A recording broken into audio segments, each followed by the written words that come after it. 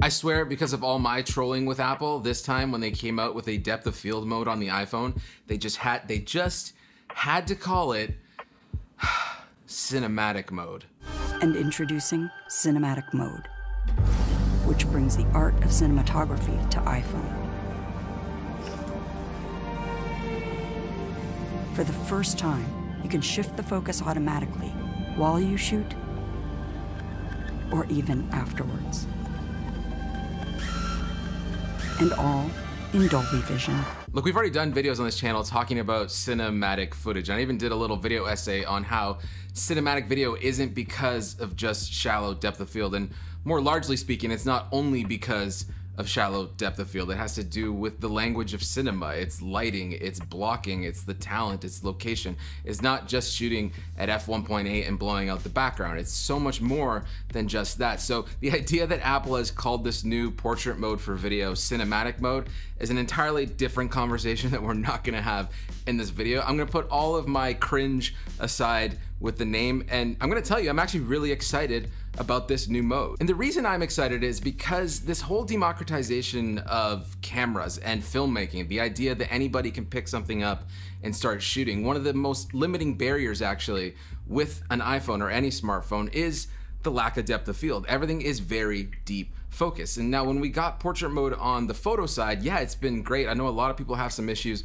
with edge detection, but for 99% of people, I think it's more than fine. And as someone who does this for a living, I even think portrait mode is good enough for most of my own applications. But when it came to video, there was just a thing with the video that made it feel iPhone, for better or worse. Now, there are people that think the iPhone footage actually looks fine the way it is, and I'm in that camp many times, but there's also times where I'm like, oh, it'd be really nice just to get a little bit of depth of field here. I want to put that person in focus, but I want the foreground blur, or I want this person in focus and I want the background blurry, and that's just been very difficult to do with iPhones up until now. So in a nutshell, it seems like cinematic mode is essentially what we've seen with portrait mode on the iPhones brought to video. It is doing an algorithm machine learning AI thing to actually rack focus, and rack focusing is a cinematic term, and I hate that I just said that word, but it is a cinematic term to go from one focus point to another focus point. And as storytellers, I think this is really interesting because it's a nice way for us to now navigate a story. It's a great way to go from one character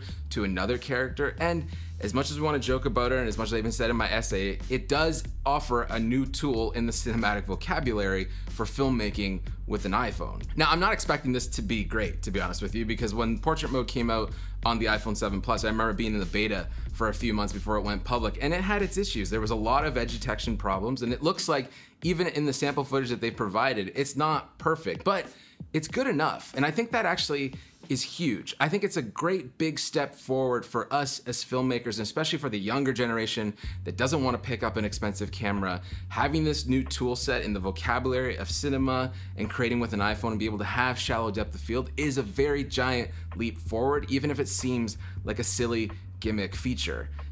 It's the early days of it. We got to go through this sort of like working pains of trying it out first. And the fact that we're already at a stage where it is going to be public and people are going to be able to use it, that's a giant step forward, because it only means, the next couple of years, it's just going to keep getting better and better and better. And who knows, we could get to this point of it being completely indistinguishable from a very expensive camera that has a crazy lens on it. And so the only way this was ever going to happen with iPhones and any smartphone was going to be digital. It was going to be software based, because just sheer physics of lenses and optics would not allow for depth of field. You're not going to get much of a depth of field even if you're at f1.8 with such a small tiny lens and sensors. So this is the solution, and we're going to have to kind of work through the pain of it not being the greatest thing in the world probably out of the gate. Do I think it's going to completely replace your camera? Absolutely not. I think as this next generation sort of develops a new language of cinema in terms of what is professional quality, I could see the iPhone taking a huge chunk out of convenience. It's the easier camera. It's the one their parents have already bought for them, or it's their first camera in general. And so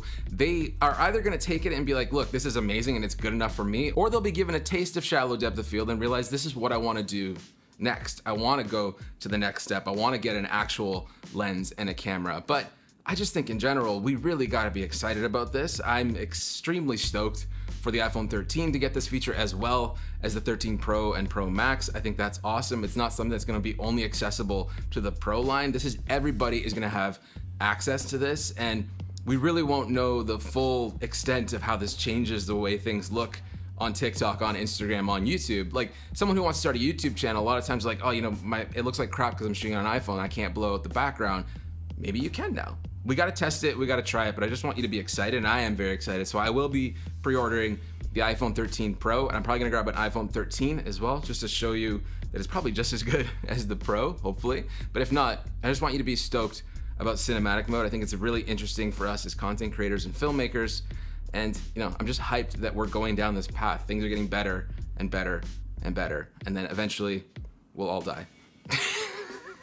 It's spooky season, my favorite time of the year, and it's iPhone season. So we're gonna be shooting a lot of stuff with these new phones. We're drinking caramel apple macchiatos, whatever the heck these things are called. So if you have questions or comments about anything that I've mentioned in this video, if you just wanna shoot the shit, whatever, let me know. And you will see or hear me next time I feel like making a video. Oh, I'm also using the S1H right now. Didn't buy it, they lent it to me. Got the 24mm f1.8 on, which actually is giving some nice shallow depth of field as we've been talking about. But I'll have a little review about this lens combo on this camera soon as well. But otherwise, hey, have a good one. Cheers. Peace. I hate doing outros. Right on. Have a good one. Ah, macchiato. I'm still here. You're still here. Why are we still here? Go. You leave. It's okay, you leave first. You can leave first. Okay, I'm shutting it off. That's enough of that shit.